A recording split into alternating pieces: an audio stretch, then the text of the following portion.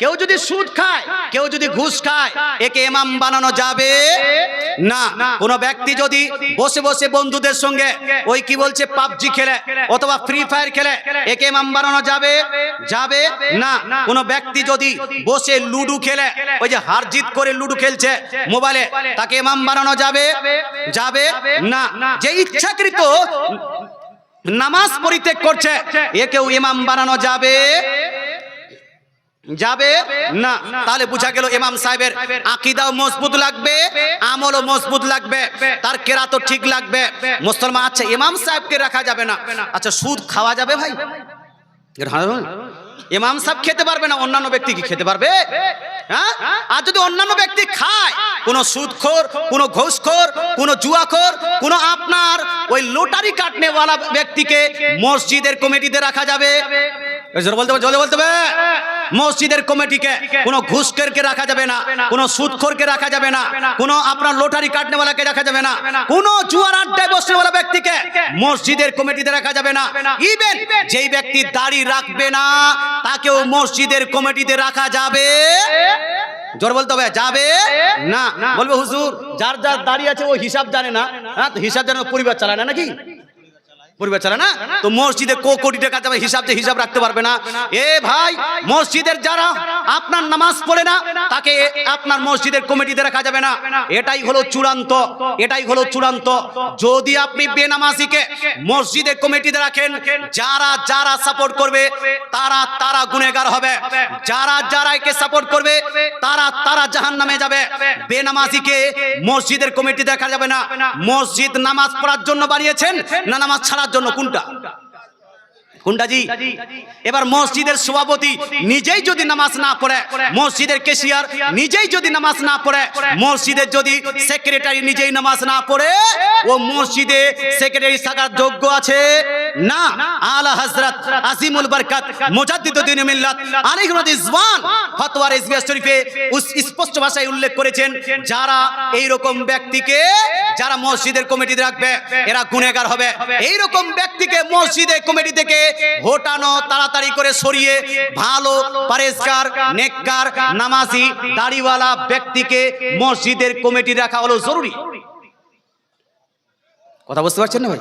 বলছে হুজুর এটাতে রাগ লাগলো, একটু রাগ লাগলো না?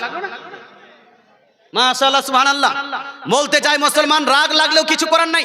মশলা বলে গেলাম, মানলে ভালো, না মানলে আপনার হিসাব আপনি দিবেন, আর আমার হিসাব আপনি দিবেন নাকি? না, আমার হিসাব তো আমাকে দিতে হবে। রাগ লাগলো, কিছু কিছু জায়গায় সুদখোরের প্রসঙ্গে বললে সুদখোর রেগে যায়, ঘুষখোরের প্রসঙ্গে বললে ঘুষখোর রেগে যায়, তাস খেলনেওয়ালা প্রসঙ্গে বললে তাস খেলনেওয়ালা রেগে যায়। মুসলমান বলছে বেদাড়িওয়ালাকে মসজিদের কমিটিতে রাখা যাবে না, মসজিদের বেনামাজিকে মসজিদের কমিটিতে রাখা যাবে না। ও রেগে গেছে। ভাই, আমার উপর রাগ করে তো কোনো লাভ নাই। আল্লাহ তাআলার মসজিদ ঘরটা বানিয়েছি আমরা নামাজ পড়ার জন্য। নামাজি আপনার মসজিদে খিদমতগার যে হবে, তাকে তো কমসে কম নামাজি হতে হবে। নামাজ না পড়লে মসজিদে কি প্রয়োজন আছে না আছে সে বুঝবে কিভাবে? নামাজ মসজিদটা কিভাবে আপনার বানাতে হবে সে বুঝবে কিভাবে? মুসল্লি কতগুলো হলো, ইমাম সাহেবকে কখন বেতন দিতে হবে, ইমাম সাহেব খাওয়া দাওয়া কিভাবে দিতে হবে, ইমাম সাহেব কিভাবে খিদমত করতে হবে, কোথায় সপ লাগবে, কোথায় লোটা লাগবে, কোথায় এটা লাগবে ওটা লাগবে, এটা সে জানবে কি করে? এই জন্য ভাই আপনাকে রাগ করার দরকার নাই। আর যদি রাগ খুবই লাগে তাহলে রাগ করে নেন, কোনো সমস্যা নাই। রাগ করে বলেন আজ থেকে মসজিদের কমিটিতে ছাড়বো না, তবে আমি আজ থেকে রাগ করে দাড়ি ছেড়েই দিলাম। জোরে বলেন সুবহানাল্লাহ। আজ থেকে রাগ করে দাড়ি ছেড়ে দিলাম, আর দাড়ি কাটবো না। আজ থেকে রাগ করে আমি নামাজ পড়া শুরু করে দিলাম। জোরে বলেন সুবহানাল্লাহ। আমাকে আচ্ছা, আমি আমার তরফ থেকে মসজিদে দিয়ে দিলাম। মাশাআল্লাহ সুবহানাল্লাহ। হ্যাঁ, কিছু কোয়েশ্চেন আছে? মাশাআল্লাহ সুবহানাল্লাহ।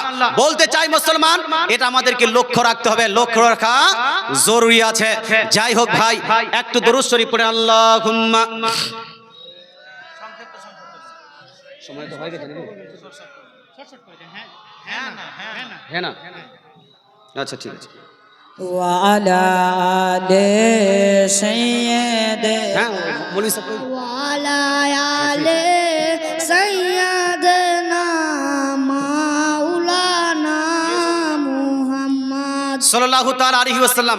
মুসলমান কিছু প্রশ্ন এসেছে আর আমাদের হুজুর সাহেব বলছেন যে হুজুর একটু তাড়াতাড়ি করে উত্তরগুলো দিয়ে দেন, হ্যাঁ না বললে হয়ে গেল, দলিলও তো বলার প্রয়োজন নাই, কারণ আমাদের ইমাম দ্বিতীয় বক্তা চলে আসছেন।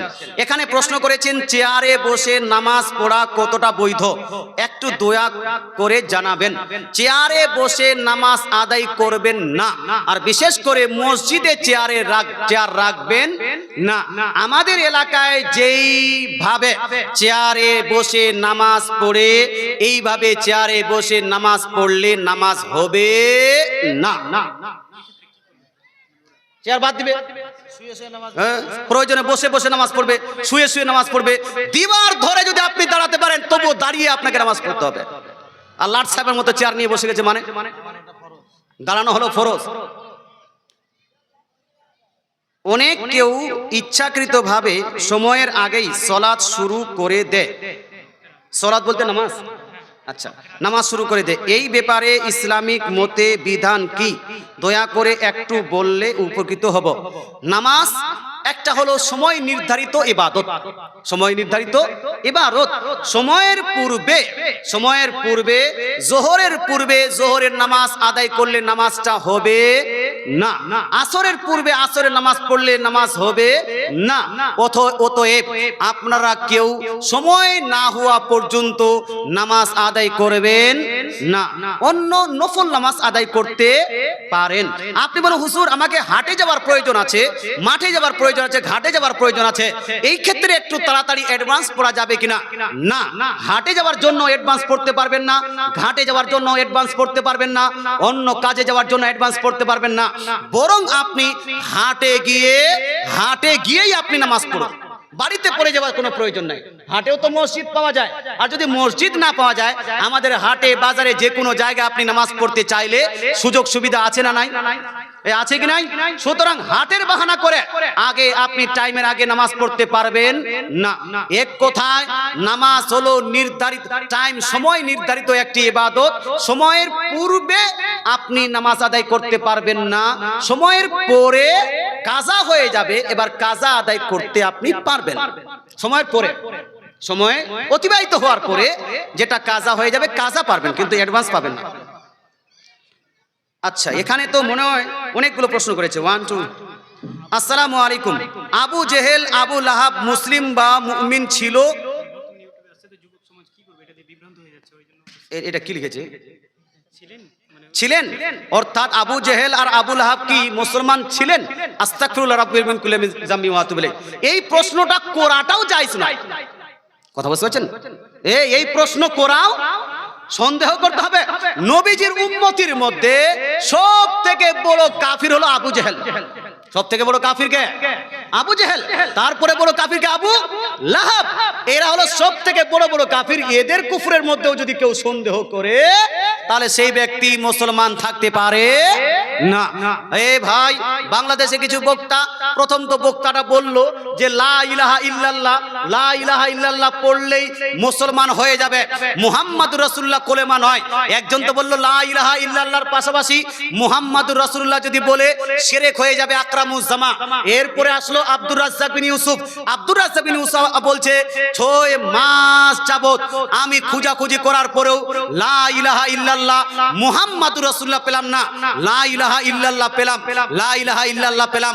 তার মানে হলো কেউ যদি আল্লাহকে মানে সে মুসলমান হয়ে যাবে। আব্দুর রাজ্জাক বিন ইউসুফের কথা মোতাবেক মুসলমান। এবার আব্দুর রাজ্জাক বিন ইউসুফের কোথায়? তার ছেলে আব্দুল্লাহ বিন আব্দুর রাজ্জাক মদিনা ইউনিভার্সিটি থেকে পড়ে এসে ভাবলো এখন একটা বড় কিছু করতে হবে। বাপ ফতোয়া দিয়েছিল 6 বছর 10 বছর আগে। ওই ফতোয়ার সাহারা নিয়ে যে আমার বাপ তো বলে দিয়েছে লা ইলাহা ইল্লাল্লাহ বললে শুধু আল্লাহকে মানলে মুসলমান হয়ে যায়, এই জন্য ওই বাপের ফতোয়াকে সাহারা বানিয়ে আব্দুল্লাহ বিন আব্দুর রাজ্জাক বিন ইউসুফ এবার বলছে যে আবু জেহেল আমাদের মতো মুসলমান ছিল, আবু লাহাব আমাদের মতো মুসলমান ছিল। আপনি বিশ্বাস করেন বা না করেন, মুসলমান আপনাকে বলতে চাই, যেহেতু বাপ বলেছে আল্লাহকে মানলেই মুসলমান। আর দলিল দিচ্ছে কি? দলিল দিচ্ছে আবু জেহেল যখন বদর যুদ্ধে যাচ্ছিল সেই সময় কাবা গৃহের পাশে গিয়ে কাবা গৃহের আপনার গিলাফ ধরে বলছে আল্লাহ আল্লাহ যে সত্য তাকে তুমি বিজয় দান করো, যে সত্য সে তাকে তুমি বিজয় দান করো। তা আবু জেহেল আল্লাহকে মানলো কি মানলো না? তার দড়ি বলছি আমি, আবু জেহেল আল্লাহকে মানলো কি মানলো না? আবু জেহেল যেহেতু আল্লাহকে মানলো সেহেতু সেও আমার মতো মুসলমান ছিল। আমি বলবো ভাই, আবু জেহেল আহলে হাদিসের মতো মুসলমান হতে পারে, আবু জেহেল, আবু লাহাব তাদের মতো আব্দুর রাজ্জাক বিন ইউসুফ এবং আব্দুল্লাহ বিন আব্দুর রাজ্জাক বিন ইউসুফের মতো মুসলমান থাকতে পারে, কিন্তু কোন সুন্নির মতো, কোন আপনার হানাফিদের মতো, আমাদের মতো আবু জেহেল মুসলমান থাকতে পারে না। কারণ আমাদের আপনার কলেমা হলো লা ইলাহা ইল্লাল্লাহ মুহাম্মাদুর রাসূলুল্লাহ। শুধু লা ইলাহা ইল্লাল্লাহ বললে চলবে না, লা ইলাহা ইল্লাল্লাহর সঙ্গে জয়েন্টে মুহাম্মাদুর রাসূলুল্লাহ বলতে হবে। এবার বলেন তো, আবু জেহেল কি মুহাম্মাদকে রাসূল মানতো? যারা বলতে মানতো।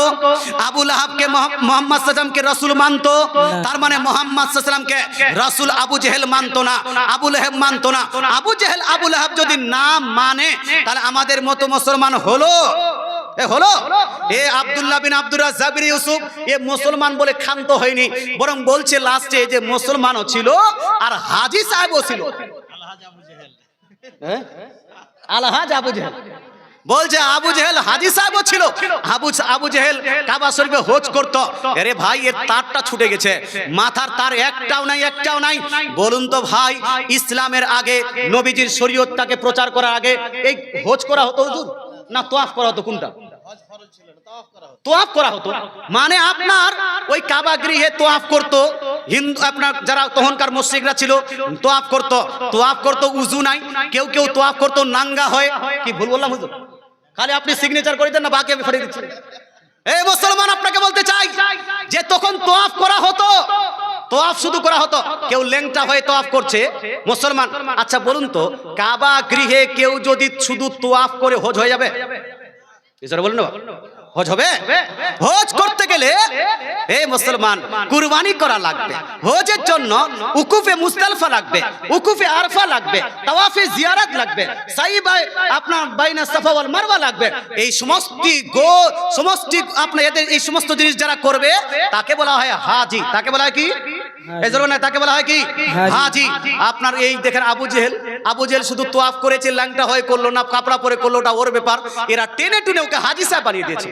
আচ্ছা বলুন তো, যে উমরা করতে যাচ্ছে, উমরা করে আসছে, সাফা মারওয়ার সাই করলো আর কাবা শরীফের যেন তোয়াফ করলো, কাবা শরীফে তোয়াফ করলো, উমরা করলো। হুজুর, উমরা করাকে হাজি বলা যাবে? উমরাকারীকে হাজি বলা যাবে না? হজ আলাদা, উমরা আলাদা। যারা হজ করবে তাকে রাসূলুল্লাহ বলেছেন হাজি। তাকে বলেছেন রাসূলুল্লাহ কি? হাজি। হাজি। আর যারা উমরা করবে তাকে রাসূলুল্লাহ কি বলেছেন? তাকে কি বলেছেন বলুন না? এই যা নামটা খুব কষ্ট করতে, ওই যে মুখস্থ রাখলি। হ্যাঁ, যারা উমরা করবে তাকে রাসূলুল্লাহ বলেছেন মুতামির। তাকে কি বলেছেন? মুতামির। যারা উমরা করবে তাকে রাসূলুল্লাহ বলছেন মুতামির। যারা হজ পালন করবে তাকে বলা হবে হাজি।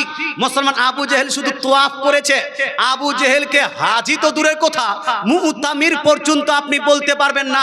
কারণ মুতামির হাজি হওয়ার জন্য ইহরাম লাগে, আপনার হাজি হওয়ার জন্য উকুফে আরফা লাগবে, উকুফে মুজদালিফা লাগবে, আপনার শয়তানকে কাঙ্কর মারা লাগবে, তারপরে আপনার কুরবানি করা লাগবে, আপনার তাওয়াফি জিয়ারত লাগবে, সাই বাইনা সাফা ওয়াল মারওয়া লাগবে, ইত্যাদি কাজ